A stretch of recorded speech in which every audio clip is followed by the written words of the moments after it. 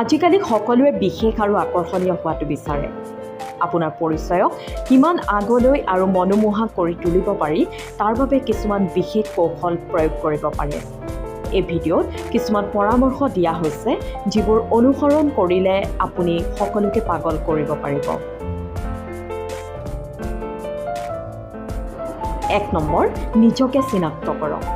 সকলোতকৈ প্ৰথমে আপোনাৰ নিজস্বতাৰ সন্ধান কৰক। কিহত আপোনাৰ মন, আপুনি কিহত প্ৰভাৱ বিস্তাৰ কৰিব পাৰে সেই বিষয়ে চিন্তা কৰক। যেতিয়া আপুনি নিজৰ শক্তি আৰু সীমাবদ্ধতা বুজিব, তেতিয়া আপোনাৰ আত্মবিশ্বাসো বৃদ্ধি পাব।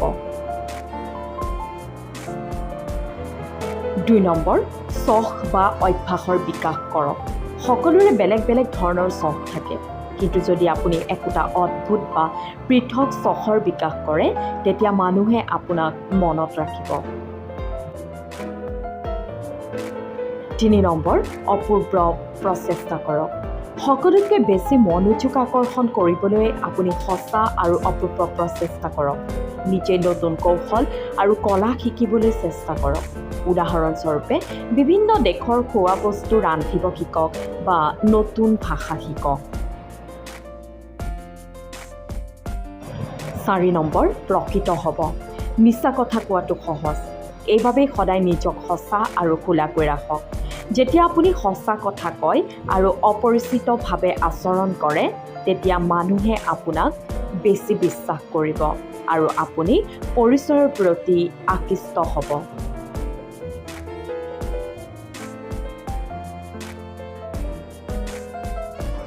5 নম্বৰ, সামাজিক মাধ্যমত নিজৰ মুহূৰ্তবোৰ শ্বেয়াৰ কৰক। সামাজিক মাধ্যম হৈছে এজন মানুহৰ নিজৰ ব্যক্তিত্বৰ প্ৰতিফলন। ইয়াত আপুনি কিমান অনন্য হ'ব পাৰে তাৰ ওপৰত অনেক কথা নিৰ্ভৰ কৰে। আপোনাৰ নিজৰ অভিজ্ঞতা, মতামত আৰু মনোমোহা মুহূৰ্তবোৰ শ্বেয়াৰ কৰক। চমকপ্ৰদ ফটো আৰু ভিডিঅ' আপলোড কৰিব পাৰে।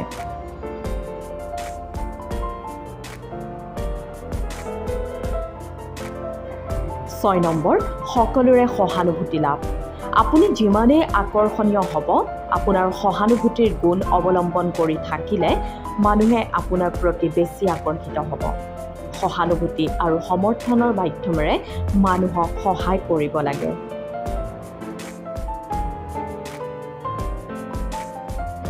7 নম্বৰ, উৎসাহী আৰু প্ৰেৰণা। মানুহে চিৰকাললৈ উৎসাহ আৰু প্ৰেৰণা বিচাৰে।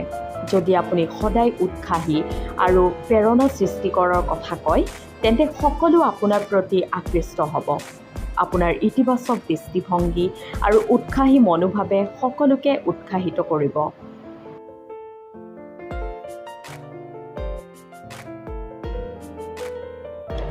ইয়াৰ উপৰি সদায় নতুন নতুন কাৰ্যকলাপত নিজকে জড়িত ৰাখক আৰু সদায় শিকিবলৈ আৰু শিকাবলৈ প্ৰস্তুত থাকক। যেতিয়া আপুনি নিজকে এনেধৰণে পৰিৱৰ্তন কৰিব, তেতিয়া আপুনি নিশ্চিতভাৱে সকলোৰে মনোযোগ আকৰ্ষণ কৰিব।